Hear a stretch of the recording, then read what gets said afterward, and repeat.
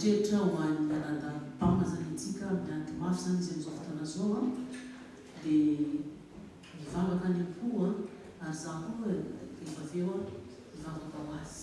Dia tsy tapaka hivavaka zany antsika satria zany hely ka manasitrana ataontsika manasitrana anadahy mafy. Vavaka antsika. Rainay masina tsara indrindra ny an-danitra. Mbola faly misaotra anao zahay amin'izao sabatana masina izao. Sy mbola afaka manondro fotoana. Ary zany dia mangataka ny fanatrehinao. Ary mangataka ny fananao masina hiasa aminay tsirairay avy. Handray izay tokony ho sahazanay eto. Mangataka manokana izay ho an'ny anadahy-bama izay miady mafy amin'ny aretina any amin'ny hôpitaly. Jesosy io, ianao dia dokoteran'ny dokotera, mahay indrindra. Tamin'ny ianao nanasitrana indraindray miteny hoe voavelany helokao, dia sitrana ilay olona. Amin'izao fotoana izao dia mangataka anao hiteny an'izany amin'ny anadahy-bama. Hiteny amin'ny anadahy-bama hoe voavelany helokao. Dia ho sitrana soamantsara izany anadahinay izany, ary hiara hivory aminay, hiara hidera aminao, hideranao mandrakariva indray aty am-piangonanao. Io ny fianakaviany, hida vady malalana. Fantatrao ny fahalemeny hida amin'ny fahasalamany. Omeo hery izy, ary tahiko ny rezanany. Aza velao kamboty izany fianakaviana izany Jesosy io. Ankininay aminao ny fiainan'izy ireo.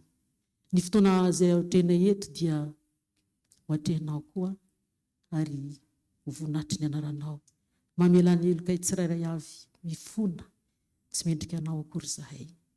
Amin'ny anaranao Jesosy io nangatahako izany rehetra izany. Amen. Pasteur.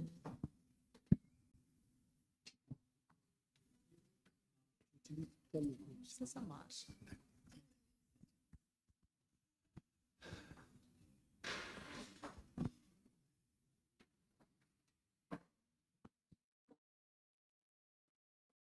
Tenir le micro.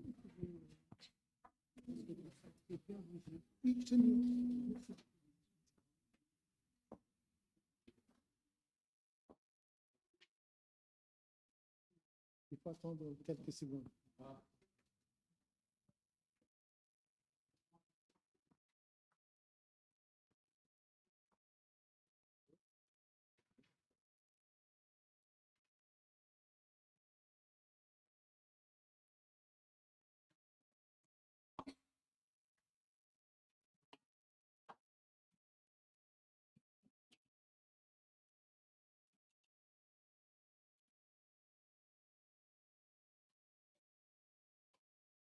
Ah, merci beaucoup.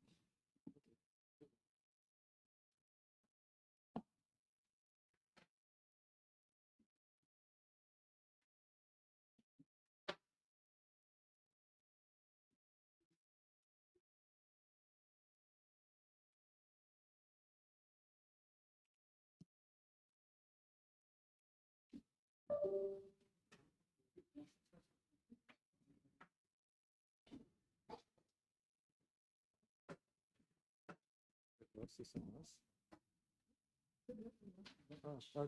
T'en as déjà? C'est la mienne. Merci beaucoup. Alors, bonjour tout le monde. Je voudrais faire une invitation à vous et je vous explique pourquoi. Parce que ce que je veux faire, ce n'est pas une prédication, d'accord? On va discuter. Donc, pour que je puisse vous entendre bien, je vous invite à venir un peu plus proche.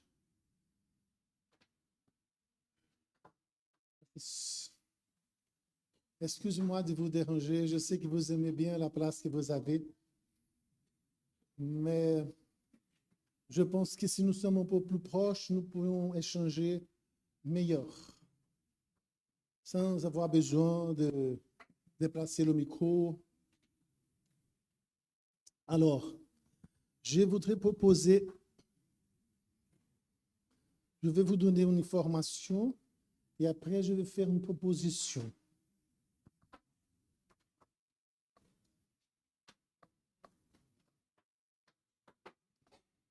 Que pensez-vous d'un jeune homme célibataire qui cherche une fille parce qu'il veut constituer une famille, donc elle est à la recherche d'une fille. Et elle trouve finalement une fille qui lui plaît. Et c'est un jeune adventiste, bien sûr. Hein? La fille aussi. Et finalement, il y a un rencard. C'est Rencard qui parle. Hein? Et il fixe un rencard avec la fille, un rendez-vous pour sortir ensemble de façon un peu plus intime. Et quand tous les deux sont là, dans tel lieu, on va imaginer un parc avec une belle vue. Et le jeune homme est devant la fille, et comme la fille est belle, elle est vraiment belle, charmante. Et la conversation débute. Il a dit, comment vas-tu, ma belle? Et la fille commence à lui demander les choses. La fille dit, tu vois, je suis triste, j'ai besoin de quelque chose pour me faire sortir de cette tristesse. Il regarde comme ça, et la fille enchaîne. En fait, la semaine dernière, j'ai eu beaucoup de soucis à l'école, à la fac.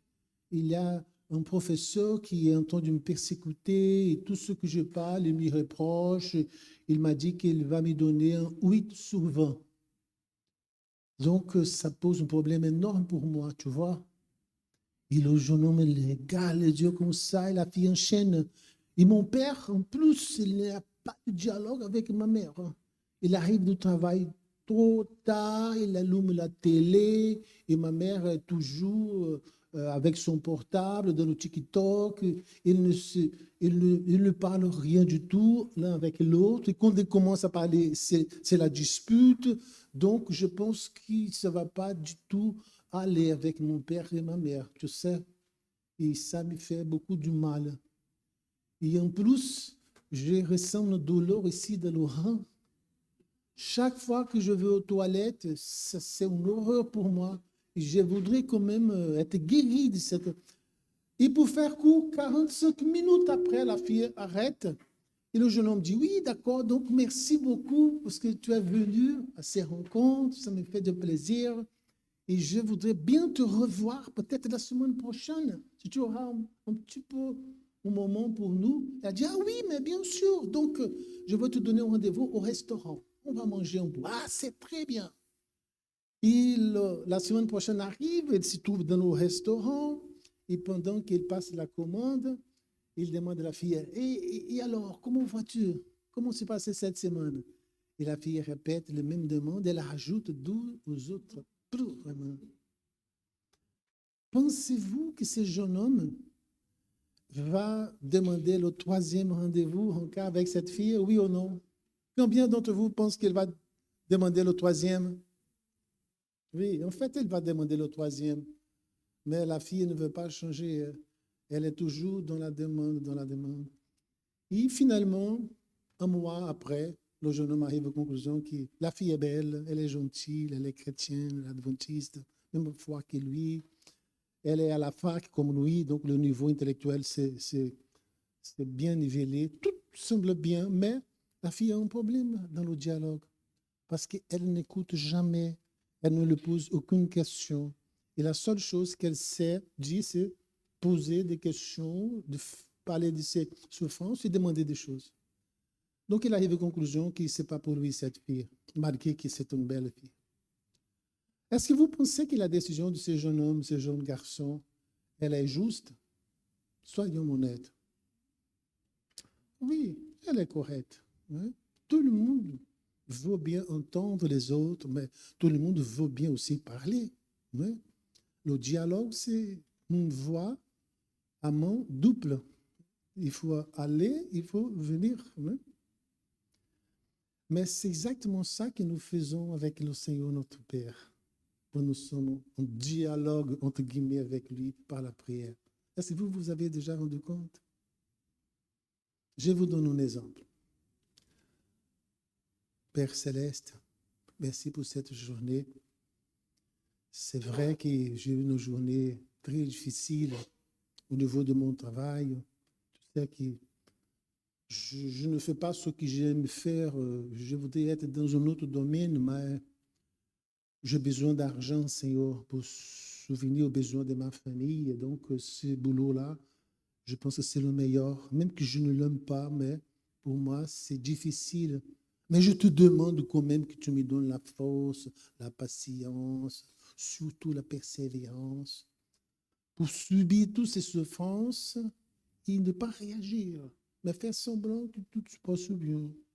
Donne-moi aussi la force, le courage d'arriver à la maison, et même que je ne trouve pas les choses en ordre à la maison, et souvent c'est ça qui se passe quand j'arrive, mais donne-moi la capacité de ne pas poser des questions à mon épouse parce qu'elle est fâchée avec moi, et tu sais, Seigneur, et ma diabète n'est pas descendue, elle monte de plus en plus. Et j'ai un problème avec les choses qui sont secrètes parce que j'adore les choses secrètes.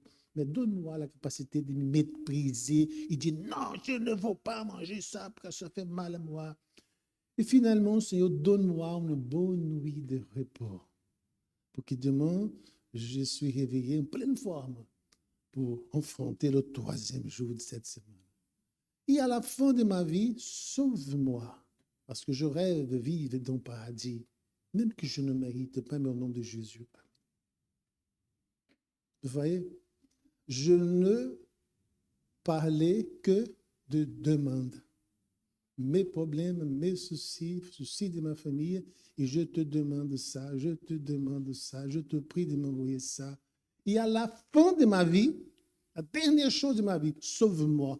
S'il manque quelque chose, complète ou incomplète, et mette-moi dans la ville sainte parce que je ne me vois pas ailleurs.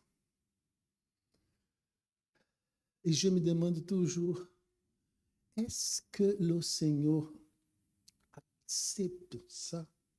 Parce que notre jeune homme, il a accepté 5 fois, 5 rendez-vous. Le 6e, il n'a pas plus demandé à la fille de venir.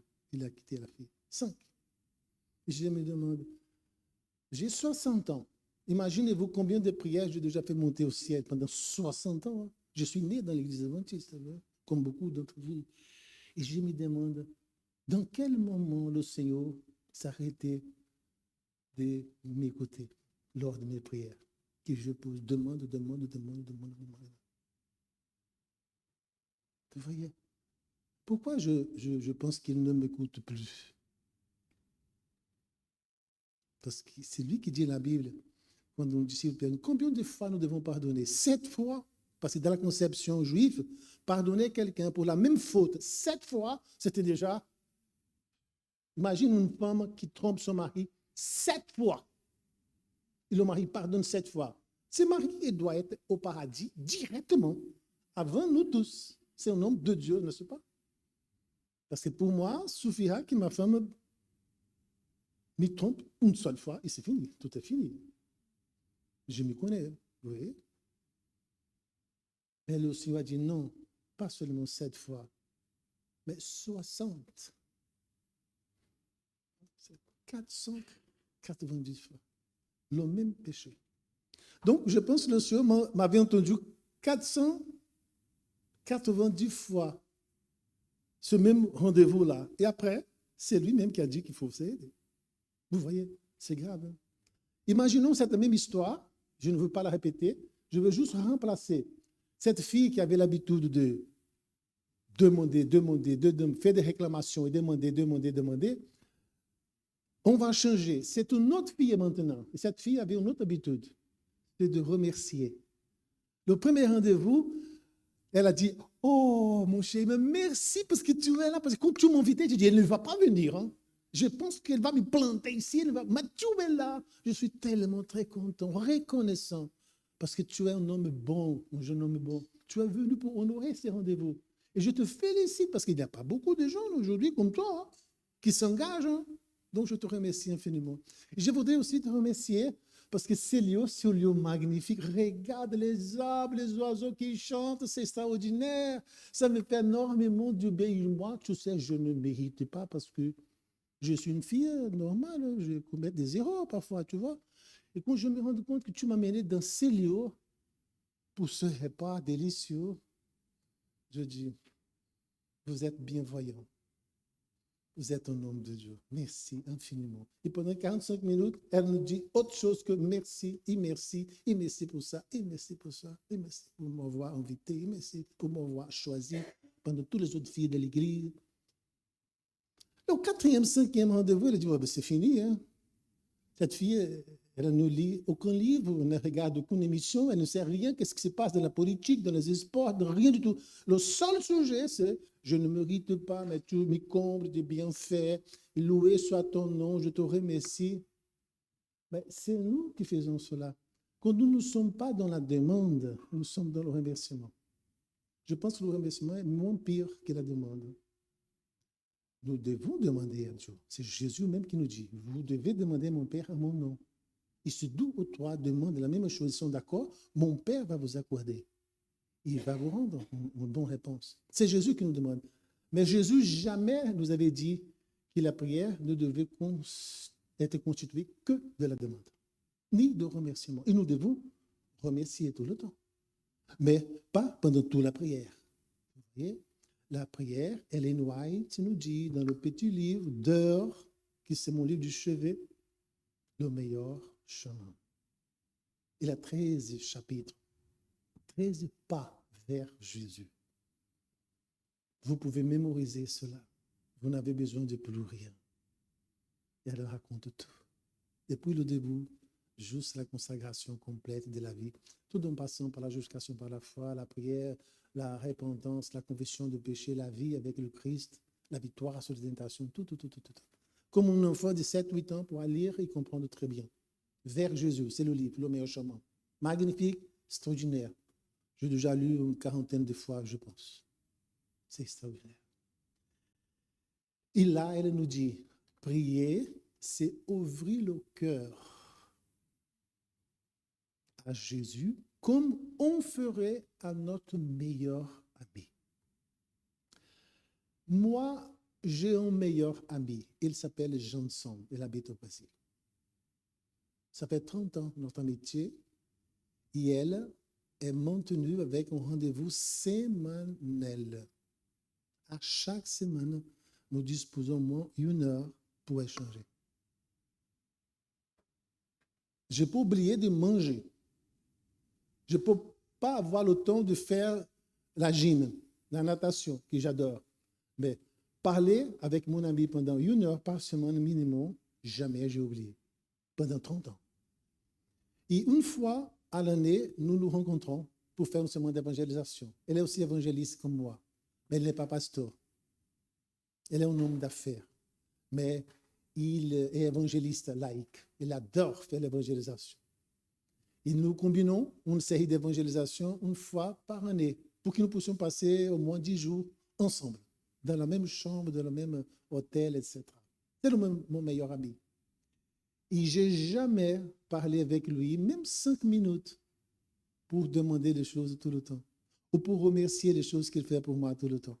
Je lui raconte ce qui s'est passé avec moi pendant la semaine, et il me raconte ce qu'il a fait pendant ses affaires avec sa famille pendant toute la semaine. Et nous discutons les choses, nous prions ensemble.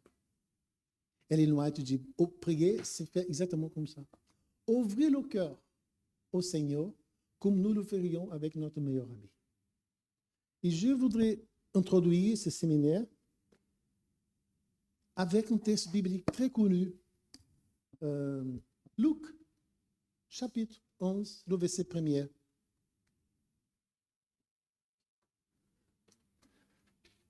Luc, chapitre 11, le verset 1er.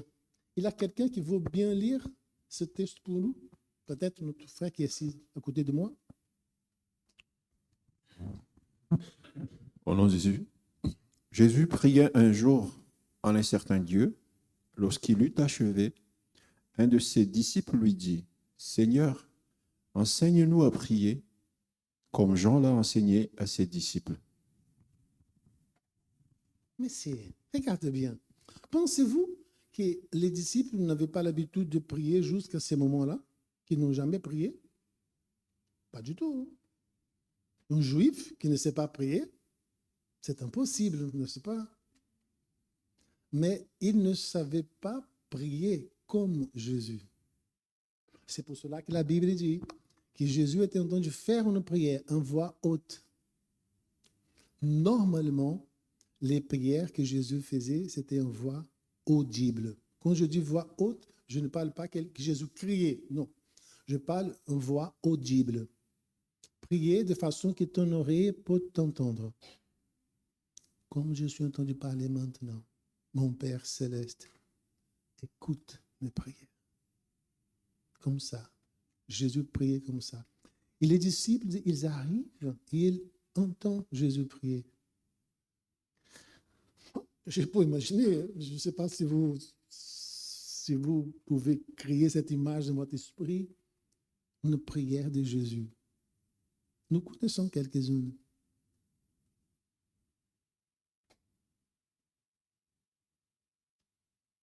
Et les disciples étaient profondément touchés par la sincérité de cette prière, pour le contenu de cette prière, la profondeur de cette prière. Et quand Jésus finit sa prière, ils vont dire, Seigneur, tu sais, Jean-Baptiste, il avait l'habitude d'enseigner à prier à ses disciples. Mais nous voulons que tu nous apprennes à prier comme tu viens de prier. Et vous avez remarqué que la prière que Jésus apprend aux disciples était toujours dans la première personne du pluriel. Vous n'avez pas remarqué? Et quand Jésus va dire aux disciples, vous devez entrer dans votre chambre, fermez la porte et priez en secret à votre Père. Et votre Père qui écoute cette prière en secret vous rendra. C'est la prière personnelle. Confession de péché, une chose comme ça. Mais cette prière-là que les disciples ont écouté Jésus prier, ils ont demandé, enseigne-nous à prier. Jésus va les enseigner. C'est une prière collective. Une prière d'intercession. Regardez bien la prière.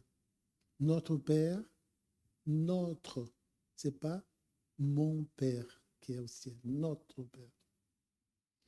Que ton royaume vienne. Que ton nom soit sanctifié. Et que ta volonté soit faite ici sur la terre comme elle est faite au ciel. Donne-nous,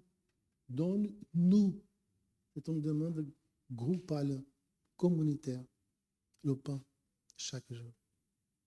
Pardonne-nous péchés, comme Daniel a demandé, pardonne mon peuple. Il ne nous laisse pas tomber en tentation, mais délivre-nous du malin. Délivre-nous du malin. Combien de personnes pensez-vous qui comptaient pour Jésus pour lui forcer à mettre sa prière au pluriel? Combien de personnes? 3, 4, 5? Pour le monde entier.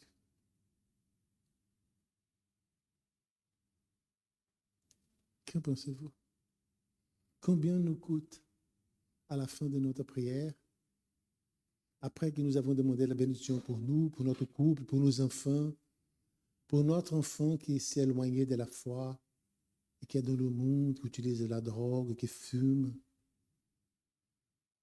Combien nous coûte rajouter une seule phrase, Seigneur, aie pitié aussi de tous les enfants perdus sur la planète Terre. Il y en a beaucoup, vous savez. Combien nous coûte? Est-ce que quelqu'un est obligé à payer 50 € pour ajouter cette phrase à la fin de sa prière?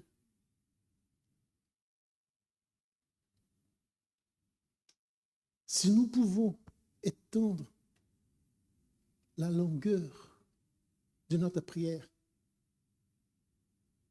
pour le monde entier,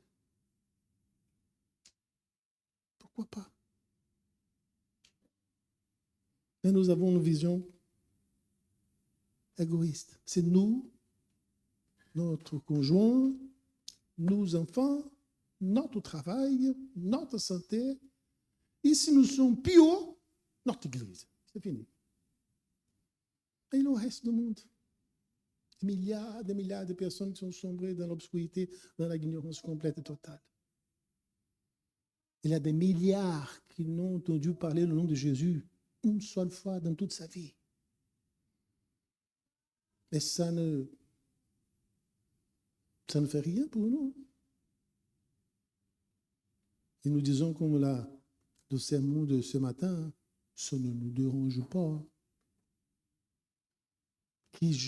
Que je sois sauvé, mon épouse, mes enfants et mes 3 églises, c'est bon. Merci Seigneur. Je ne peux pas réclamer, n'est-ce pas? Mais que 4 milliards de personnes trouvent la perdition avec Satan et les démons, bon, tant pis.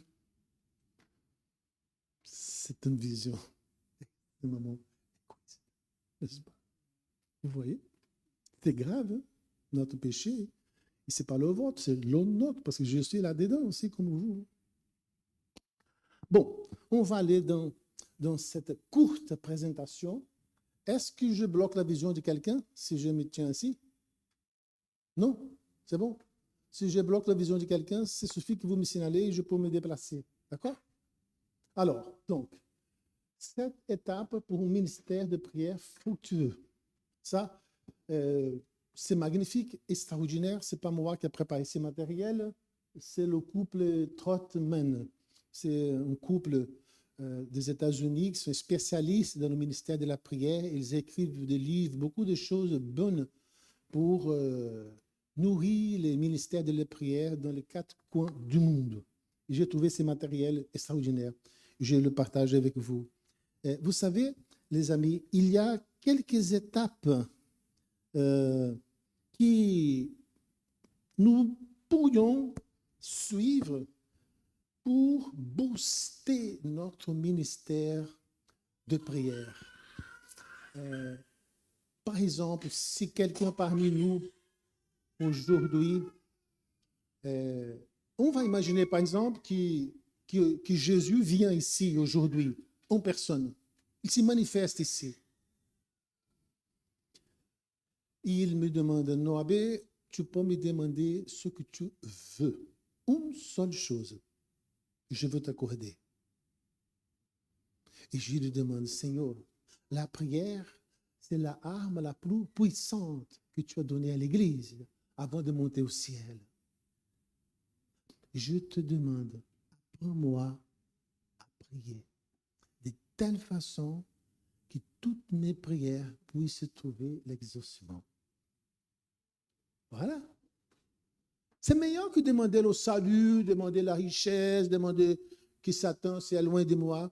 Parce que avec cette demande, mon salut est certain, parce que je veux demander ça à chaque fois, et tout le monde qui croisait mon chemin va trouver le salut aussi. Donc, je veux accomplir la bénédiction que le Seigneur a promis à Abraham. En toi, je bénirai toutes les familles de la terre. Regarde le désir du Seigneur. Tout le monde dit oui, le Seigneur a appelé Abraham parce qu'Abraham est le père de la foi. Je suis israélite spirituel, donc descendant direct d'Abraham et je participe de l'alliance avec l'Éternel.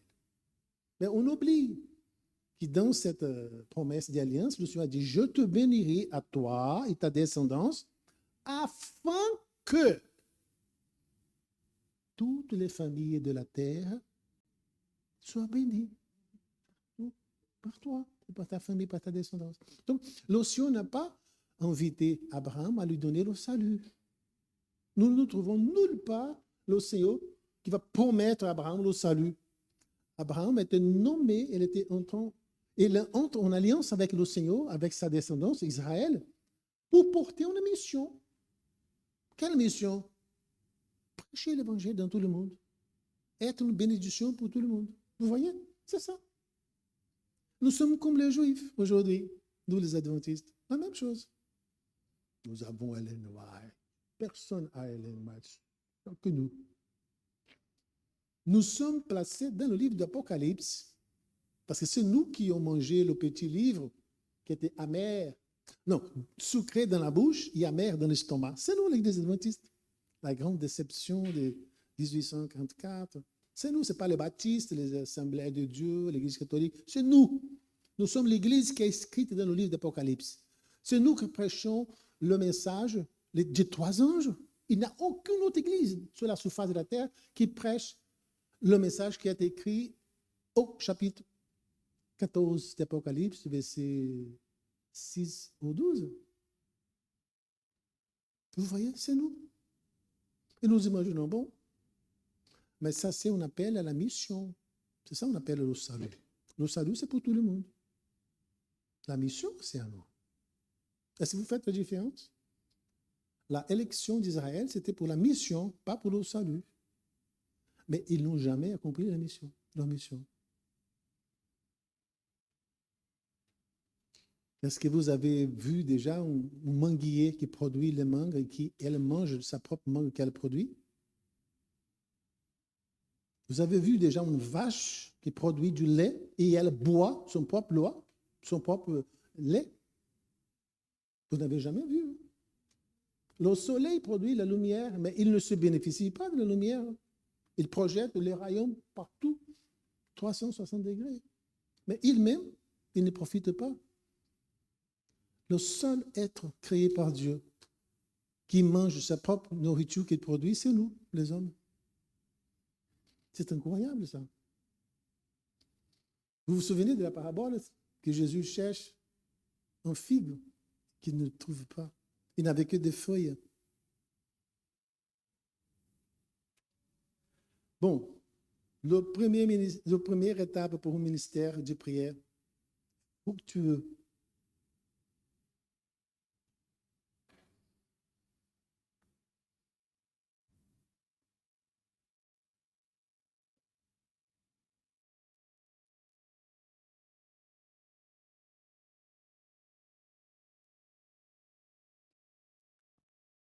Avoir un ministère de prière personnel. Ça veut dire quoi pour vous? Avoir un ministère de prière personnel, particulière, individuel. Ça veut dire quoi? Dans une phrase. Est-ce qu'il y a quelqu'un qui a une feuille pour noter quelque chose, pour m'aider? Parce que je veux vous donner un cadeau à la fin, mais je n'ai qu'un seul cadeau. Donc la personne qui donne le plus de bonnes réponses, je veux noter le nom, et à la fin, je veux donner un super cadeau. Est-ce qu'il y a quelqu'un qui pourra m'aider? C'est juste noter le nom et l'intervention de la personne. Est-ce que vous pouvez le faire? C'est possible? Très bien, donc on commence maintenant. Une petite phrase résumée. N'ayez pas peur de parler, d'accord? Qu'est-ce qui veut dire pour vous avoir un ministère de prière personnel? Une petite phrase. Priez toute seule. Hein? Oui. Votre prénom? Joseph. Alors, les filles, vous pouvez noter Joseph, 1 point. Ta réponse est aussi bonne, mais il a donné une qui arrivait un peu plus proche. Ça veut dire, les amis, qu'avant de prier pour mon épouse, il faut que je puisse avoir une expérience avec le Seigneur de prier pour moi-même. Comme la loi de Dieu, aimer les autres comme tu aimes à toi-même. C'est impossible que je puisse aimer quelqu'un si je n'ai pas encore appris à m'aimer, à m'accepter à moi-même avec tous mes défauts. Vous voyez? Donc, il faut faire une expérience, comme Joseph a bien dit, personnelle avec le Christ. Vous avez remarqué comment j'ai introduit ma prédication ce matin? Je vais vous raconter une expérience qui s'est passée à 1 mois, avec la douleur la plus forte de toute ma vie, la mort de ma maman. Et une simple prière que je fais monter au Seigneur dans un moment le plus sombre de toute ma vie. Et le Seigneur m'a donné une réponse immédiate. 1 seconde après, la réponse était là. J'ai senti que les anges du Seigneur m'ont pris ses mains comme ça pour me maintenir debout. il faut avoir une expérience personnelle. Comment je peux prier pour quelqu'un? Et si cette personne me demande, non, Abbé, est-ce que le Seigneur a déjà réussi une de tes prières? Je dis, non, pas encore. Bon, donc, pas besoin que tu pries pour moi. C'est logique. Ou le médecin va faire une chirurgie. Le médecin, oui, je te recommande, ma fille, une chirurgie. Et je peux faire cette intervention. Ah, d'accord, docteur. Et vous avez fait déjà cette intervention? Non, ce sera la toute première fois que je la ferai. Docteur, pas à moi. Je cherche un autre cobaye. Je voudrais un spécialiste, quelqu'un qui a fait cette chirurgie au moins une centaine de fois et qui y a réussi toutefois. Je ne veux pas mettre ma vie entre la main de quelqu'un qui va débouter sa vie de chirurgien. C'est logique, c'est clair. Hein? Donc, il faut avoir une expérience personnelle avec la prière. Ce n'est pas le salut, la prière. Vous savez qu'il y a des prières qui elles sont montées de telle façon que le ciel ne peut jamais dire oui. Est-ce que vous savez de ça ou non? Vous n'avez jamais pensé à ça? Il y a des prières qui sont construites de façon que le Seigneur, même que le Seigneur veut dire oui, il ne peut pas. Vous n'avez jamais pensé à ça? Et je raconte une courte expérience. Il y avait une femme dans une de mes églises, il y a très longtemps, au Brésil. Il avait l'habitude de demander humilité. Seigneur, tout le mercredi, il avait de demander prière. Seigneur, fasse de moi une fille humble. Donne-moi, Seigneur, la humilité. Et un jour, la femme arrive à l'église et dit, oui, je voudrais remercier. Oh, tous les jours, elle demande. Maintenant, elle veut remercier. Le Seigneur a réussi ma prière. Aujourd'hui, je suis persuadé que je suis la femme la plus humble de toute cette église. Vous voyez, ça semble une blague, n'est-ce pas? Mais ça s'est passé en vrai. Hein? J'ai demandé des années. Et aujourd'hui, le Seigneur m'a fait la femme la plus humble. Regarde bien. L'être humain, c'est incroyable. n'est-ce pas? C'est une chose vraiment incroyable. Nous sommes vraiment une histoire très, très particulière. Donc, il faut avoir une expérience personnelle. Il faut construire une prière personnelle de telle façon que le Seigneur ne peut jamais dire non. Est-ce que vous savez ça? Vous avez déjà pensé à ça? Vous savez qu'il y a des prières que le Seigneur n'a pas le droit de dire non? Oui ou non? Soyez honnêtes. Parce que je vous assure qu'il y a.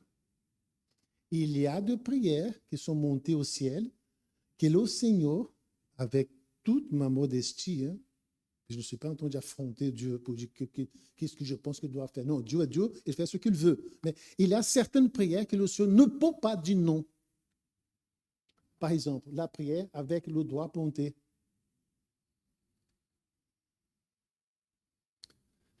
Vous prenez une promesse biblique. Dis-moi une promesse biblique qui vous tiendrait au cœur. Qu'est-ce qu'il nous dit là? Oui.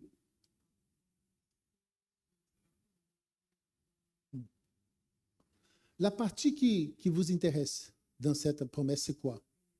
Qu'est-ce qu'il nous dit la première partie? Pas besoin de dire exactement ce que le texte en français dit. N'ayez pas peur, je serai avec toi. Bon, elle ouvre la Bible dans Isaïe 41, 10, elle pointe le doigt dans ce texte et elle a pris avec les yeux ouverts, avec le doigt pointé sur cette promesse. Elle dit, Seigneur, il y a quelqu'un qui m'a menacé dans mon travail. C'est une personne qui ne te respecte pas, qui s'y dit un croyant. Et cette personne ne m'aime pas parce que je suis chrétienne. Je ne fume pas, je ne bois pas, je ne partage pas les blagues, les anecdotes immorales qu'il raconte. Donc, il ne m'aime pas ma présence. Elle est en train de me persécuter. Et elle a un poste qui est supérieur au mien. Et j'ai peur que je perde mon travail à cause de cette animosité, de ces émotions. Mais j'ai trouvé un texte biblique dans ta parole, ici à Isaïe 41, 10, qui nous dit « N'ayez pas peur, parce que moi, je serai avec toi tous les jours jusqu'au bout. Donc, Seigneur, je te demande avec toute humilité de mon cœur, pas pour mes mérites, mais pour le mérite de ton Fils aimé, Jésus-Christ, le nom le plus puissant de tout l'univers. Retire la peur de mon cœur et anime-moi au nom de Jésus. Est-ce que vous pensez que Dieu peut dire non à cette prière? Il peut, mais il faut qu'il arrache la page d'Ésaïe et jette dans la poubelle. Comme ça, il peut dire non. Parce qu'il dit dans la parole, je ne mens pas. Tout ce que j'ai promis, j'ai accomplirai. Et si tu m'y cherches, tu vas m'y trouver. Vous ne pouvez rien faire sans moi. Il a dit ça par la bouche de son fils Jésus. Je suis le cep, vous êtes les branches. Si vous êtes connecté à moi, vous produisez les fruits. Si vous êtes déconnecté de moi, vous ne produisez rien du tout. Parce que sans moi, vous ne pouvez rien faire. Et elle demande exactement la présence du Seigneur. Comment il pourra dire non? Vous voyez? Donc, au moment que nous sommes en train de formuler notre prière, j'aime bien formuler la prière par écrit. Quand il s'agit de quelque chose de spécial, je préfère écrire pour ne pas rater les choses. J'essaye de mettre les mots en consonance avec la révélation biblique. Vous avez vu les stratégies de Daniel ce matin? Il commence à demander « Aie pitié de ton peuple, parce qu'ils ont fait une alliance avec toi. C'est ton peuple, descendants d'Abraham, papa. » Et après, ils s'y rendent compte que le peuple n'a pas changé, parce qu'ils continuent dans le même péché qu'ils avaient avant la déportation. Donc, il va changer son stratégie. « Seigneur, ton nom est pas fou. » Les ustensiles sont dans la maison des Dagon. C'est une honte pour toi. Les ustensiles que tu as conçus par l'inspiration divine, parce que vous savez, le gars qui a fait les ustensiles, il était le premier homme rempli du Saint-Esprit dans tout le texte biblique. Le artisan qui a conçu les ustensiles du sanctuaire. Et tu as fait toutes ces choses-là comme les choses saintes pour toi. Et maintenant, elles sont en train d'honorer le temple de Dieu Dagon, une idole, dont ton nom est déshonoré. Donc je te supplie, réveille ton peuple pour que ton nom soit honoré. Comment Dieu va dire non? Regardez les stratégies les amis, il faut être intelligent. Hein? Romains chapitre 12, verset 1, 2 et 3. Quel est le culte que le Seigneur aime et accepte? Le culte intelligent. Ce n'est pas une chose, émotion. Oui, c'est bien, voilà, le cœur, il doit être là aussi. Mais le Seigneur aime bien les choses qui sont, et pas de la raison. Il faut avoir un peu de raisonnabilité dans la prière. Vous voyez? Donc, avoir une expérience personnelle, après que vous découvrirez le chemin pour toucher le cœur du Seigneur, vous pouvez dire, oui, je suis intercesseur.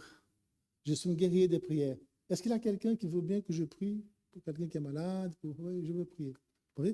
Et vous pouvez dire à cette personne, je vous raconte un petit témoignage qui s'est passé la semaine dernière. Quand j'étais en prière, et le Seigneur est venu, il a fait un miracle, et le nom de l'Éternel était loué. Et je suis persuadé que le Seigneur va s'approcher de vous. Et selon la volonté divine qui est souveraine, il va opérer dans la vie de votre famille, d'une façon ou d'une autre. Mais vous verrez la main du Seigneur opérer dans votre famille. Je le crois. Ouais. Tu vas en prier le corps de la personne de foi. Même qu'elle dise non, elle va te donner une réponse. Parce que tu as raconté un témoignage la semaine dernière. Donc c'est pour ça que c'est bon d'avoir une expérience personnelle.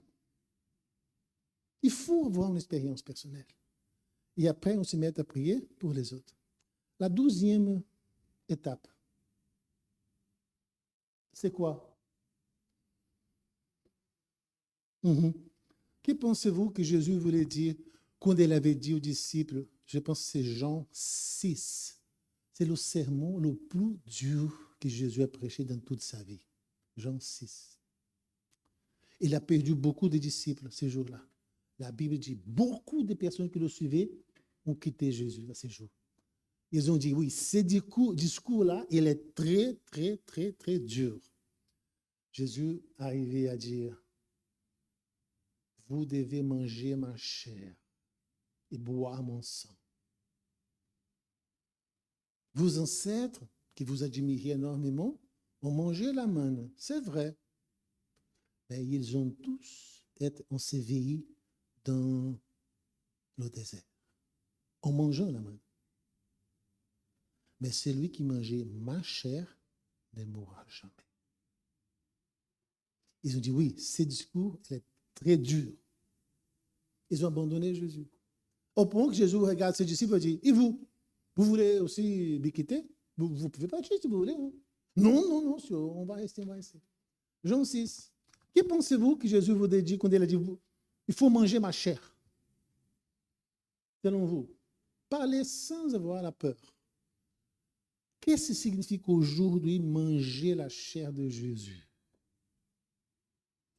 Je suis persuadé que ce n'est pas du tout prendre un morceau de corps de Jésus pour cuisiner et manger. Pas du tout.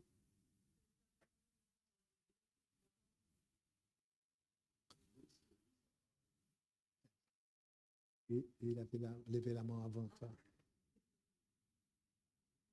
Jean, évangéliste, l'évangile selon Jean chapitre 1er, il parle de quoi? Le début était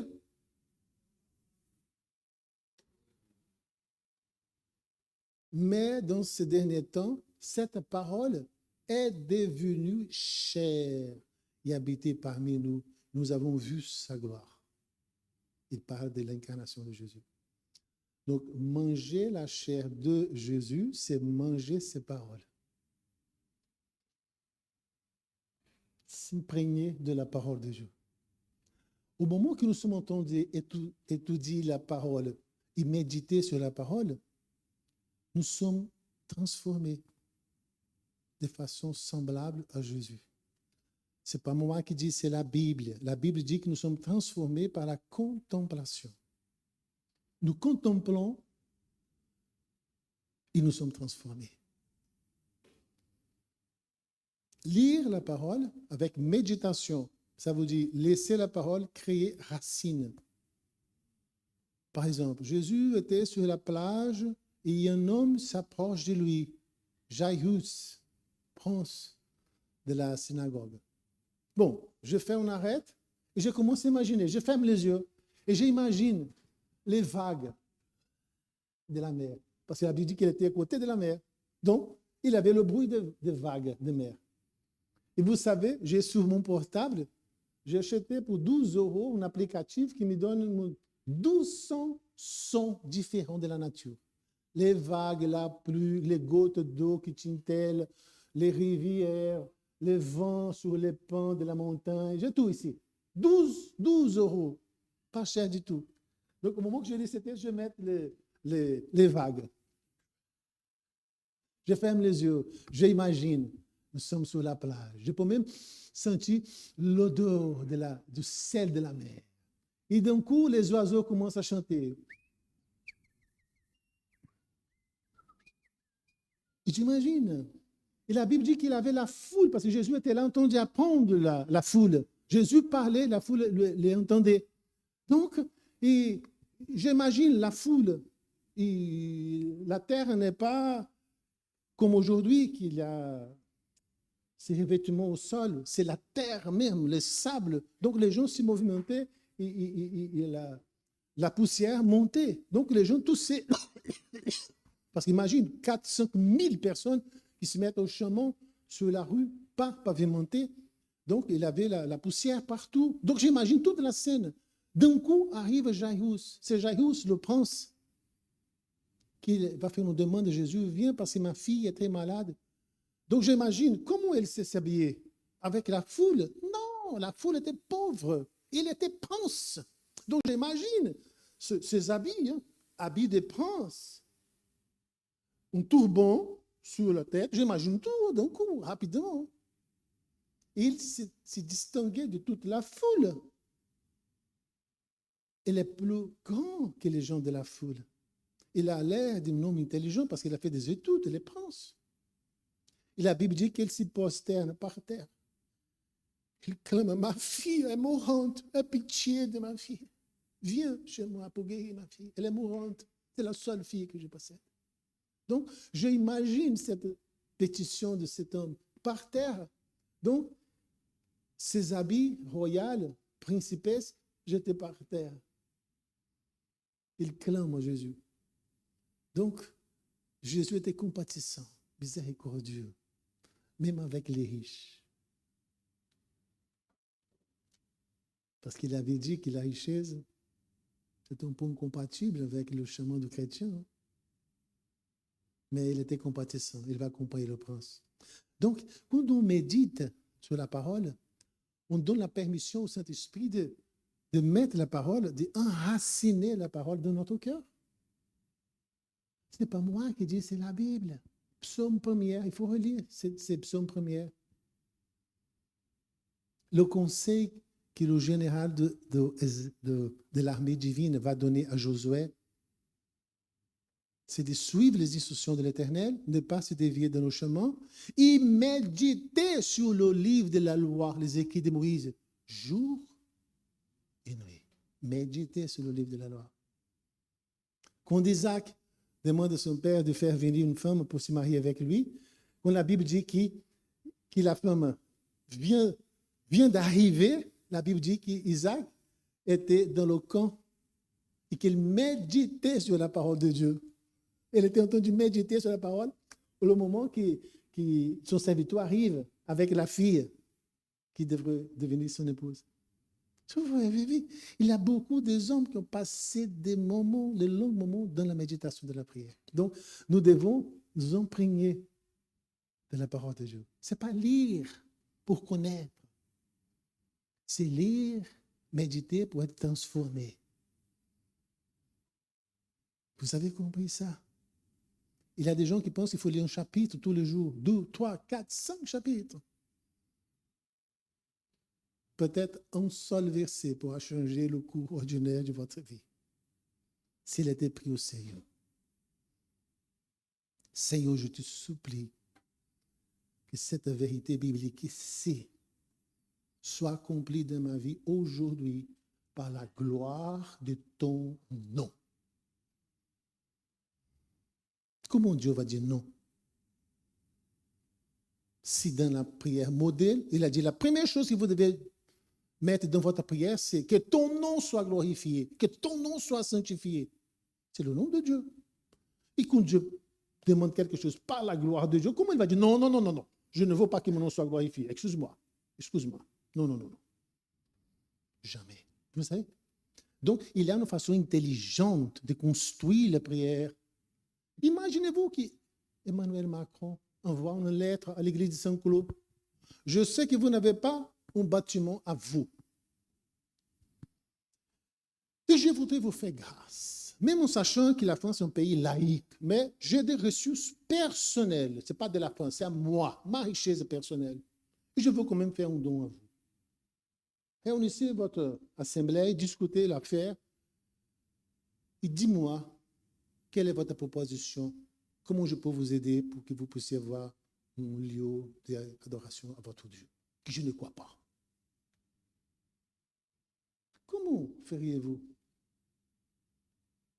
Vous demandez au pasteur d'y aller tout de suite à la Champs-Élysées pour faire la demande? Ou vous vous mettrez dans la prière? Vous vous dites, Seigneur, aide-nous. Vous convoquerez une assemblée, une vie d'église, peut-être avec la présence de trésorier, de président, pour vous donner des conseils, parce que finalement, c'est le président de la République qui fait l'appel, ce n'est pas n'importe qui. Selon ce que vous devez présenter là-bas, il pourra dire non. Donc, il faut quelque chose de sérieux pour le bien de toute l'Église. J'imagine que vous devez agir avec le plus sérieux possible, n'est-ce pas? Imaginez-vous une prière au roi de tout l'univers. Nous imaginons que c'est n'importe quoi. Il peut prier même sur la douche. Mes amis, ne soyons pas comme ça. Nous ne devons pas confondre la miséricorde du Seigneur avec le manque de sérieux. Notre Dieu est un Dieu d'ordre. C'est lui qui maintient tout l'univers en parfait fonctionnement. Si la Terre change 1 centimètre dans son trajectoire, ce sera une tragédie cosmique. Pendant 1 an et 6 heures, la Terre fait autour du Soleil. Et elle revient au même point. Exactement au même point. Dans le lieu, en relation avec le Soleil, mais dans un autre lieu. Parce que le Soleil bouge aussi dans tout l'univers. Comment nous imaginons que nos prières pourront se faire comme ça? Mais non. Il faut construire la prière. Utiliser les psaumes. Nous venons d'étudier une leçon sur le psaume. Je crois que le début de cette année. Les psaumes, ce sont des modèles de prière magnifiques, extraordinaires. Nous pouvons ouvrir n'importe quel psaume. Ce sont des prières. Des exemples de prières pour nous-mêmes, pour notre famille, pour nos enfants, pour notre maison, pour les affaires du roi, du gouverneur de la nation, pour le peuple de Dieu, pour tout, pour la repentance, comme le psaume 51, pour la protection divine. Ce sont modèles de prière partout. Nous avons là 150 bels exemples de prière que nous pouvons nous inspirer pour construire la nôtre. Pas besoin de faire des prières de n'importe quoi. Je veux prier parce que je dois prier. Non. Nous prions à Dieu. Ce n'est pas notre voisin. Le Dieu de toute sagesse, de toute intelligence. Il connaît nos compétences. Le Seigneur pense, oui, mais quand il est en train d'écrire en mémoire, il est plus sérieux que quand il prie en moi. Donc c'est anormal. Comment nous pouvons être plus sérieux au moment d'écrire en mémoire à l'école de que quand nous sommes en train de parler avec le Créateur de tout l'univers? C'est une incohérence. Nous sommes en train de dire que le lycée est plus important pour nous, la fac, que notre relation avec le Seigneur. Donc, ce n'est pas vrai, n'est-ce pas? Bon, 3e étape.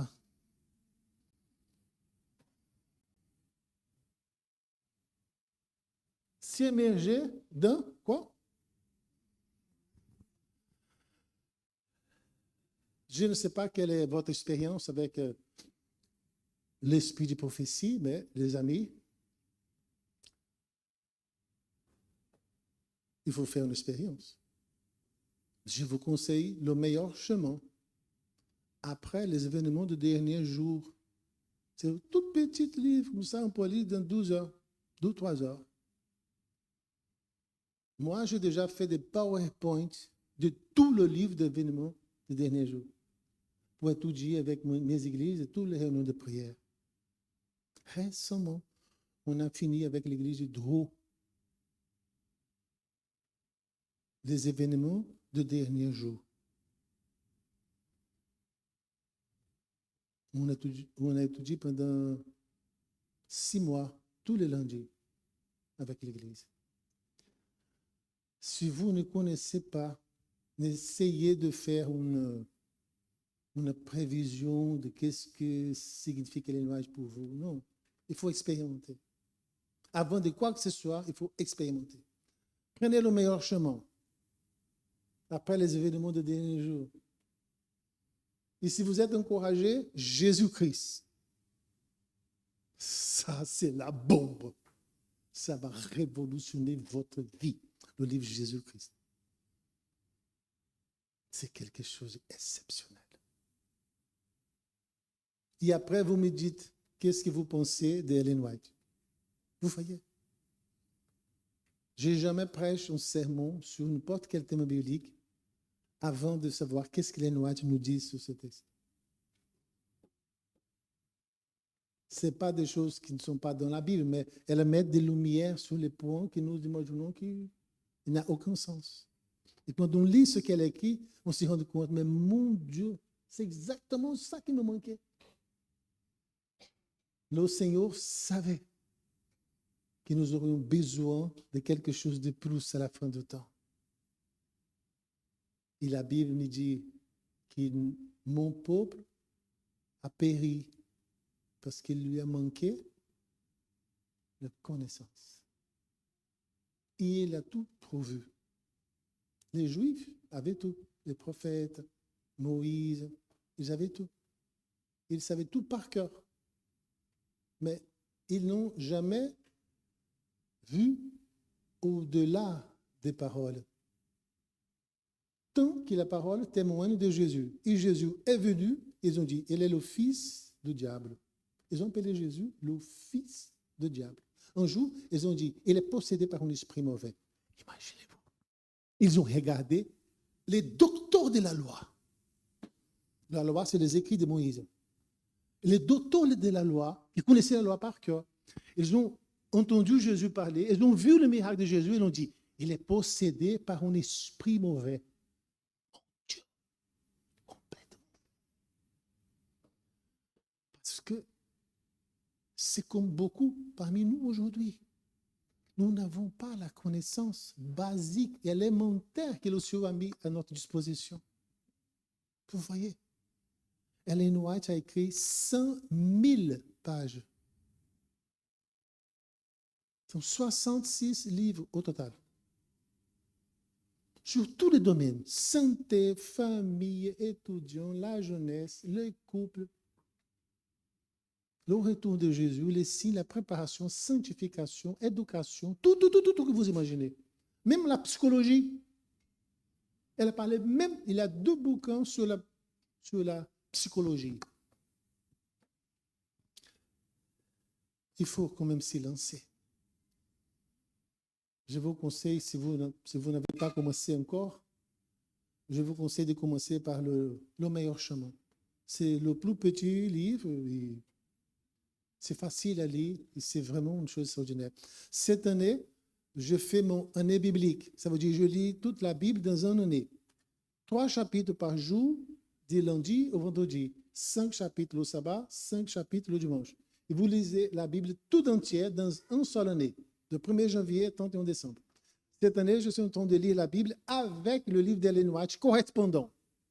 Ça veut dire la Genèse avec le patriarche et prophète. 12e roi et les prochains avec prophète et roi, qui va jusqu'à Zacharie. Matthieu, Jésus-Christ. Matthieu, Marc, Luc et Jean. Actes des Apôtres, chapitre 2, conquérant pacifique, jusqu'à Judas. Et Apocalypse avec la tragédie des siècles. C'est extraordinaire. Ça donne du travail. 1 heure quart par jour de lecture. Mais ça changera beaucoup votre vie. Combien de temps de changer la mienne, je vous assure. Alors, 3e étape. 4e étape, définir une vision pour votre ministère. Une vision, ça veut dire, qu'est-ce que vous voulez fixer dans l'horizon? Alors, Isaïe 56, 7. Notre Église deviendra une maison de prière pour tous les peuples. Ça, c'est une vision que quelqu'un a établie pour son Église. Parce que ce verset biblique nous dit clairement, ma maison, le temple que Jésus a demandé, Salomon décrit, deviendra une maison de prière pour tous les peuples, pas seulement pour les Juifs. Nous pouvons faire cette même. Ma maison personnelle, chez moi, deviendra un lieu de prière pour toutes les nations. On va prier pour la France, on va prier pour les Japonais, on va prier pour les réfugiés de la guerre en Ukraine, en Israël, Hamas, Palestine. On va prier pour le monde entier chez nous. Bon, c'est une vision. Vous pouvez établir les visions que vous voulez. Hein. C'est à vous de jouer. Demandez au Seigneur, Seigneur, donne-moi une vision pour mon ministère de prière. Je serai un guerrier de prière. Mais il faut quand même visualiser quelque chose dans le futur. Parce que si on ne sait pas où nous allons nulle part. Il faut savoir où je veux arriver. Vous voyez, question sur ces points-là. C'est bien. Il y a quelqu'un qui vous dit quelque chose sur ce point-là. C'était facile. Hein? Regardez bien, même la Fédération France-Nord a voté une vision cette année pour la prochaine mandature, cette mandature de 2025-2029. Regardez bien. Qu'est-ce qu'ils veulent? Une église unie par l'esprit, authentique et accueillante, qui forme des vies pour impacter le monde. Ils ont dit tout dans cette vision. Donc, tous les ministères, tous les départements de la fédération, inclusive le mien, le ministère de la prière, vont travailler pour accomplir cette vision pendant 4 ans. Nous devons avoir au niveau personnel aussi une vision pour notre ministère de prière. Qu'est-ce que je veux devenir? si je commence à prier 3-4 fois par jour, si je commence à travailler les moments de prière, je prie pour les malades, je prie pour l'évangélisation mondiale, je prie pour les évangélistes, je prie pour les producteurs de contenu, médias, je prie pour les gens qui sont en train de recevoir des études bibliques, je prie pour les gens qui sont dans les champs des réfugiés, je prie pour les gens qui sont en prison, je prie pour... Vous voyez? Mais je veux quoi? Il faut savoir. Si on ne fixe pas, on ne met, on commence, 2-3 mois après, on refroidit, on arrête. Donc, il faut établir une vision. 5e étape, j'arrive à la fin, presque à la fin. Créer une mission claire pour vous. Donc, la vision est le point dans le futur où vous voulez arriver. Le désir de votre cœur. Mais la mission, c'est le jour à jour. Pour y arriver, qu'est-ce que je dois faire? Bon, je dois confesser mes péchés. Parce que si je pêche, le Seigneur ne veut pas répondre à ma prière. Isaïe nous dit clairement, nos péchés non confessés bloquent notre relation avec le Seigneur de telle façon qu'il ne peut pas nous voir ni nous entendre. La Bible dit, ce n'est pas moi. Donc, si je suis en train de prêcher et en même temps, si je suis en train de commettre un péché et prier en même temps, mes péchés non confessés annulent ma prière. Donc, ça ne sert à rien de prier. Vous avez vu? Donc, établir une mission claire. Pourquoi ce ministère existe? Comment je dois agir chaque jour? Et quels résultats je désire à travers de ma conduite personnelle? C'est simple, ce n'est pas très compliqué. Bon. 6e étape, recruter des partenaires de prière. C'est vrai que la plus grande partie du temps, nous sommes censés prier toutes seules. On prie des confessions, mais il y a des moments qui nous ferions bien d'avoir un partenaire de la prière. Par exemple, une fois par semaine, nous pouvons nous approcher de quelqu'un qui est proche à nous, lui inviter. Est-ce que vous voulez devenir mon partenaire de prière? On peut se donner un rendez-vous. Par exemple, tout le, je ne sais pas, mais le sabbat, 19h30, on va s'y réunir dans le téléphone, WhatsApp, pour prier ensemble pendant 15 minutes. Bon, c'est pas grave. De 19h30 à 19h45, tous les sabbats. Et tous les deux vont s'arranger pour se mettre disponibles ces créneaux horaires. Mais il faut établir. Pourquoi on va prier tous les deux? Il faut établir pour 5 choses. Point numéro 1, pas les pasteurs. Point numéro 2, pas les membres du comité qui prennent des décisions, qui donnent une direction à l'Église. C'est très sérieux ça. Ils s'attendent parfois à s'y mettre dans le comité de l'Église pour faire dérailler la mission du Seigneur. Donc il faut prier pour que les membres de l'Église soient consacrés au Seigneur, pour faire ce que le Seigneur demande, pas ce que le démon veut. Il faut prier. Bon, vous pouvez établir 4-5 sujets et chaque semaine, vous vous réunissez par téléphone ou présentiel, comme vous voulez, pour prier ensemble. Vous savez, même Jésus a demandé les disciples de prier avec lui dans un moment très angoissé. Vous connaissez bien le moment.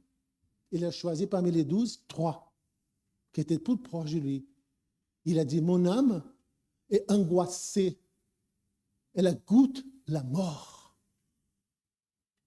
Et je voudrais que vous priez avec moi pour m'y fortifier. Imaginez-vous, Jésus demande 3 pécheurs, hommes faibles, de prier au Père afin que le Père fortifie Jésus. C'est incroyable une telle chose. Jésus humain dépendait des prières des disciples. Et vous pensez que vous ne dépendez pas? Que vous êtes capable de gérer le truc? C'est insensé une telle pensée. Si Jésus, en étant Dieu, créateur, a demandé à ses disciples de prier pour lui, de penser de la prière, Paul, le grand prédicateur, priez pour moi, priez pour moi, priez pour moi, sans cesse, tout le temps. Mais vous pensez que vous pouvez vous débarrasser tout seul parce que vous êtes Superman ou Superwoman. Le temps est fini. Donc, vous pouvez demander au Seigneur, Seigneur, aide-moi à trouver quelqu'un pour devenir mon partenaire de prière. Il y a quelqu'un qui vous dit quelque chose à ce sujet? Qui pensez-vous? C'est raisonnable? Nous avons un bon exemple, Jésus-Christ.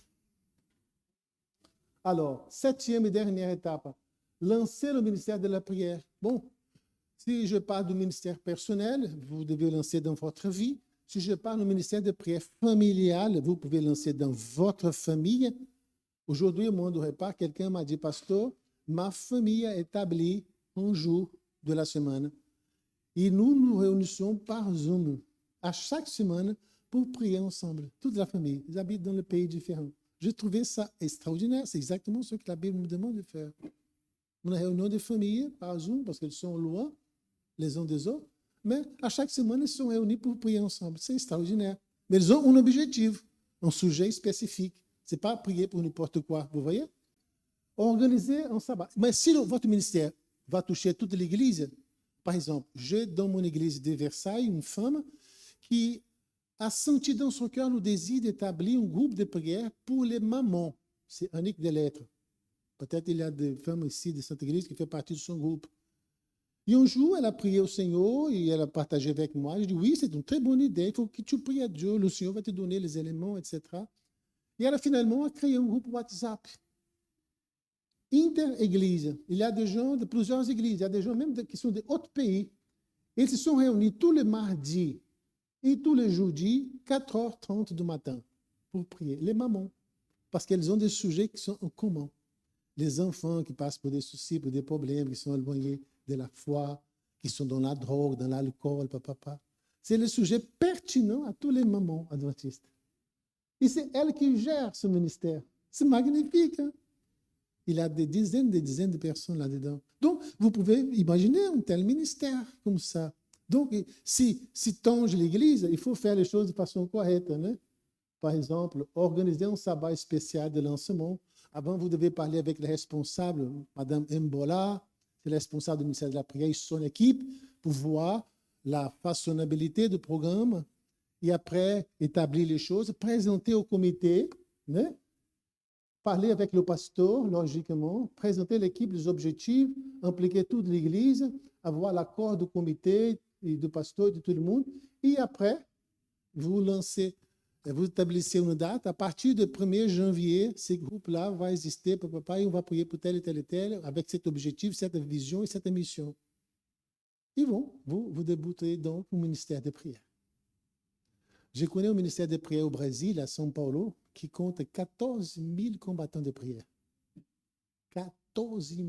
Ils se sont réunis tous les jours. 15-20 minutes par jour, tous les jours. 14 000. Quand j'ai des sujets qui sont très, très complexes, je téléphone directement à son directeur, que je le connais personnellement, et je mets le sujet. Il disparaît la demande pour 14 000. C'est une question de quelques heures après, la réponse vient. C'est incroyable. C'est une chose qui est incroyable. 14 000. Il s'appelle combattants de prière. Em português, são guerreiros de oração. Fernando Lux, si quelqu'un a déjà entendu ce nom, le directeur, le créateur s'appelle Fernando Lux. Ça fait 15 ans que ce groupe existe à São Paulo. Donc, très chers amis, c'est bien ça, les 7 étapes que nous pouvons suivre. Peut-être pas besoin de suivre les 7. Vous pouvez choisir 2, 3 ou 4 étapes. Ça va booster énormément votre vie de prière et votre ministère de prière. Alors maintenant, je ouvre la question pour vous. Si vous avez une question, une remarque, quelque chose que vous n'êtes pas d'accord, quelque chose que vous voulez rajouter, quelque chose ou dire, donc la parole est à vous. Quelle est votre réaction par rapport à tout ce que vous venez d'entendre? Est-ce que c'est raisonnable, c'est faisable, a du sens ou pas du tout? Qu'en pensez-vous? Est-ce que c'est possible? Est-ce que ça peut vous aider?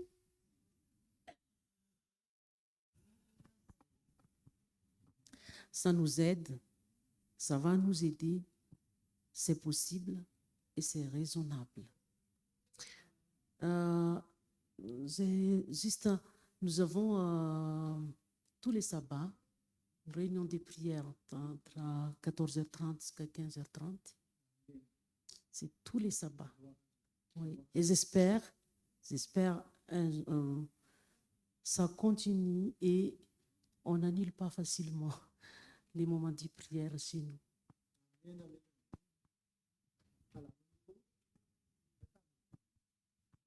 Le micro est à vous.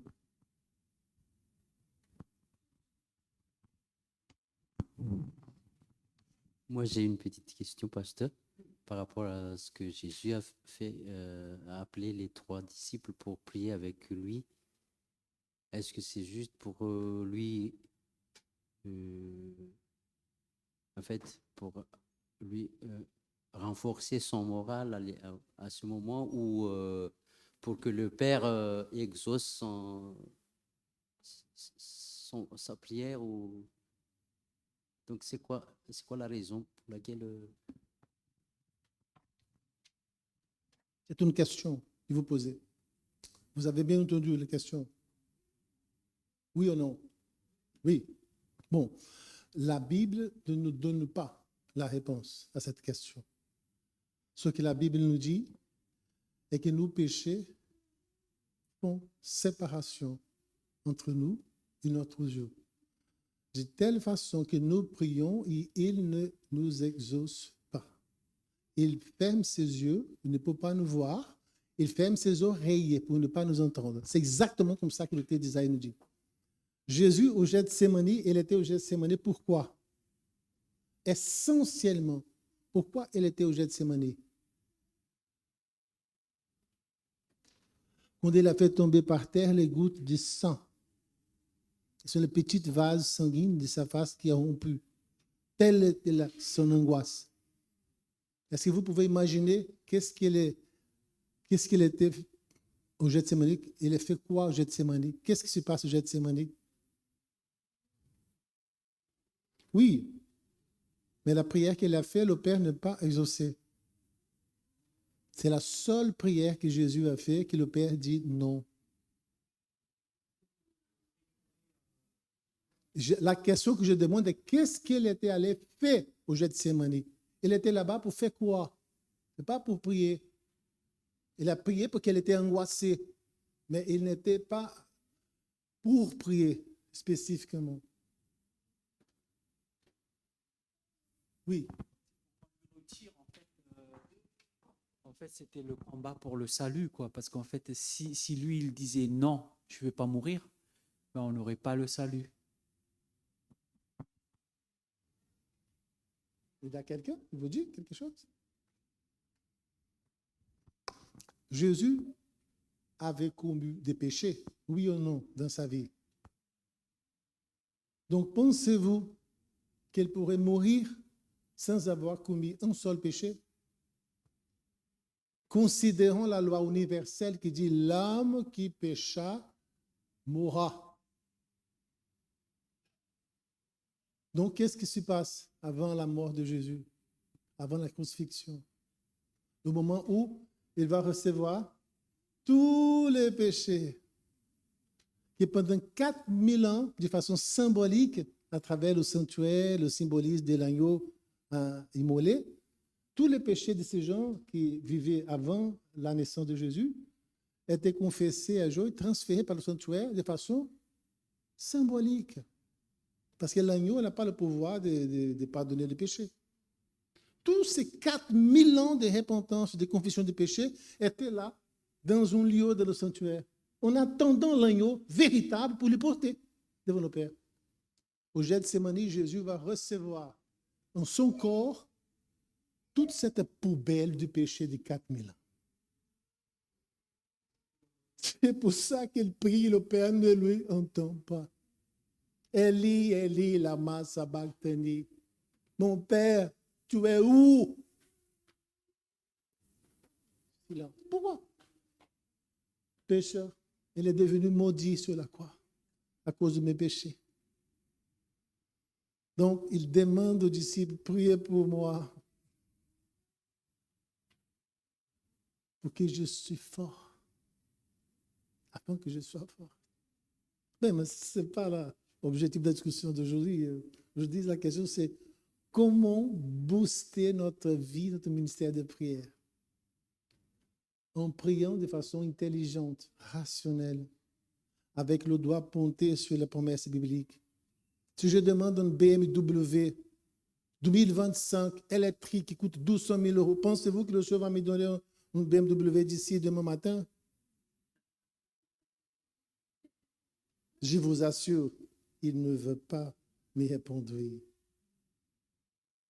Mais si je demande au Seigneur de sauver mon voisin, ma voisine qui a 87 ans et qui est incroyante, résistante à toutes les religions et qui va bientôt mourir, si je prie, Seigneur, fasse quoi que ce soit, compte sur moi avec mon épouse aussi, pour essayer d'envoyer au moins un rayon de lumière dans la vie de ma voisine avant qu'elle trouve la mort. Pensez-vous que le Seigneur pourrait dire oui ou non? Qui pensez-vous? Je vais vous donner 12 exemples de prière. Demandant une BMW électrique, dernier cri, et sauver ma voisine qui va bientôt mourir parce qu'elle est très âgée, elle est malade, et elle refuse la garde de ce jusqu'à maintenant. Mais si je prie pour que le Seigneur fasse quelque chose d'extraordinaire dans sa vie, pour que le Saint-Esprit puisse toucher son cœur, comme il a touché le cœur de Pharaon, comme il a touché le cœur de Nabucodonosor, et elle se convertit sous l'influence de Daniel, il pourra aussi convertir ma voisine. Vous voyez? Donc, c'est nous qui décidons comment on va établir nos prières, de telle façon qu'elle arrive au trône de la grâce du Seigneur comme une bombe, comme un missile puissant. Si je sais qu'un péché caché bloque ma prière, avant de prier pour demander quoi que ce soit, je dois confesser mon péché, comme Daniel a fait ce matin, même qu'il n'était pas sous péché, mais sous péché de son peuple. Il a dit, pardonne nos péchés. Et il va dire, quel péché? Nous avons méprisé tes lois. Nous avons nous éloigné de tes chemins. Nous avons nous prosternés devant les idoles. Il raconte en détail le péché et demande le pardon. Pardonne-nous pour que ton nom ne soit plus déshonoré pendant les idolâtres et que ta gloire soit révélée finalement. Donc, il va établir une prière qui deviendra une bombe. Et la Bible dit, avant même qu'il a fini sa prière, un ange arrive. Et l'ange a dit, quand tu as commencé à prier, le Seigneur m'a donné l'ordre de venir te donner la réponse. Et avant que cette courte prière, qui pourra ne me pas pris 5 ou 10 minutes, la prière est écrite dans le texte biblique du chapitre 9. Avant qu'il finisse, l'ange est venu. Imaginez-vous, l'ange est parti du centre de l'univers et arrivé au planète Terre en quelques secondes. Et quel ange? Mon Dieu, l'ange qui est venu pour dire à Marie que tu vas tomber enceinte du Fils de Dieu. C'est celui qui le... Pourquoi le Seigneur n'a pas envoyé? Il y a des milliards, des millions des anges magnifiques. Mais le Seigneur va choisir qui? Le plus puissant, le fort, l'ange, parmi tous les anges. Vous voyez? Construire une prière avec intelligence, avec la sagesse. Utiliser les psaumes, les promesses bibliques. Confesser ses péchés. Reconnaître notre dépendance de Jésus. Demander d'être lavé par le sang du Christ pour devenir plus blanc que la neige. Et après, on pose la question, la demande. On utilise une promesse. Seigneur, c'est toi qui nous as promis que je ne devais pas avoir la peur. Et moi, mon corps est rempli de peur. Mais je sais que la peur est de Satan. C'est lui qui vit en peur. Mais le chrétien, non. La peur, la Bible dit que les gens qui ont la peur ne vont pas entrer dans le ciel. Et tu dis que tu vas m'aider. Je te supplie parce que je n'ai aucun autre Dieu que toi. Si tu me dis non, je ne sais pas quoi faire. Je suis dépendant de toi. Ou tu m'écoutes, ou je suis perdu. Comment Dieu va dire non, je préfère que tu sois perdu? Les amis, soyons cohérents avec moi. S'il vous plaît, vous êtes mes frères, je vous aime. Vous voyez? La Bible donne des exemples. La femme qui demande au juge, juge mon cas. Et le juge dit, non, je ne veux pas juger, tu es une femme pauvre, tu n'as pas l'argent pour me payer. et elle frappe sa porte 1h du matin. Il faut que tu juges mon cas, il faut que tu juges mon cas. Et finalement, c'est Jésus qui raconte la parabole. Jésus dit, le juge finalement va décider, je vais juger la cause de cette femme pauvre. Parce que comme ça, elle arrête de merder ma vie. Excusez-moi la force du mot. C'est Jésus qui raconte, ce n'est pas un apôtre, un disciple, c'est Jésus. Donc il a dit, à combien plus forte raison vous devriez présenter vos requêtes devant le Père. Même qu'il puisse vous accorder oui, pour vous arrêter de l'importuner, ce qui jamais va s'y passer. Comme le Seigneur qui a donné son Fils pour nous va se fâcher de nos prières. Jamais. Vous voyez? Mais Jésus a dit, il est prêt à nous entendre. Mais il faut quand même établir une relation raisonnable. Pas comme le jeune gars là qui arrive avec la fille commence à demander, sans arrêt. Comme c'était un robot programmé pour demander les choses. Mais établir un dialogue. Un jour, pour finaliser, vous savez qu'est-ce que je fais? Pour finaliser, j'ai pensé dans mon cœur, quand Jésus reviendra, je sais qu'il y a un ordre établi. Il va ressusciter, il va transformer les gens, rassembler tout le monde, donner les bébés qui sont morts quand ils étaient petits à sa maman, tout ça. Il y a des choses que la Bible dit, l'Esprit aussi qu'il va faire. Mais il y aura un moment qu'il va nous faire entrer dans la ville sainte. Il y aura un certain moment qu'il va avoir un entretien personnel avec chacun d'entre nous. Vous savez, personnel. Donc, j'ai pensé, quand je serai à mon tour de voir l'entretien personnel, moi et Jésus, j'ai pensé, qu'est-ce que je veux faire? J'ai pensé, bon, ici à l'église, on a l'habitude de louer Dieu. Mais c'est l'équipe louange qui va choisir les chants. Et nous chantons pour louer Dieu. Mais à ces jours-là, je voudrais choisir un chant. Je voudrais louer Jésus face à face. Et vous savez, j'ai déjà choisi un chant. Et vous le connaissez. Et je prépare déjà ce chant pour ce rendez-vous que j'aurai avec Jésus. Je veux regarder Jésus, je veux lui dire, comment expliquer et comment décrire un amour si grand, si puissant, que rien ne peut le contenir. Et arrive au moment que le chant va dire, je ne peux pas t'exprimer comment je t'aime. Donc je te demande, entendez les battements de mon cœur parce qu'il parle. Comment je comprends la vérité, la vie et le chant. Vous voyez, je prépare ce chant. Je répète chez moi. Cette semaine même, j'ai répété plusieurs fois. Parce que je prépare ce chant pour louer le Seigneur. Ce n'est pas l'équipe de liturgie qui a choisi. Ce n'est pas l'équipe technique. Ce n'est pas le pasteur de l'église. C'est moi qui ai choisi. C'est le chant que je veux louer le nom de mon Seigneur face à face. Donc, le Seigneur, il aime bien les choses qui sont préparées comme ça pour lui. Il ne veut pas que j'achète un carton postal au supermarché et que je mette une date, un nom et que je le donne. C'est fini. Oui. Les protestants, ils vont Oui. Il veut que je prépare quelque chose personnel pour le louer. Vous pouvez le faire si vous voulez, comme une prière par exemple. Amen. Alors, à qui je dois donner le cadeau? On a 2 personnes. On a 3 personnes. Tu as mis un là aussi? On a 3. 4. Alors, je ne sais pas quel est l'ordre qu'elle a écrit, mais je demande à toi, de 1 à 4, quel est le numéro que tu vas choisir? Rapidement. 3. C'est qui le numéro 3? Toi. Donc, quand on finit ici, c'est dans ma voiture, tu vas avec moi, je te donne. C'est un livre de méditation matinale, magnifique, extraordinaire. 365 méditations, une pour chaque jour de l'année. Merci beaucoup, que le Seigneur vous bénisse. Et je suis toujours là à votre disposition.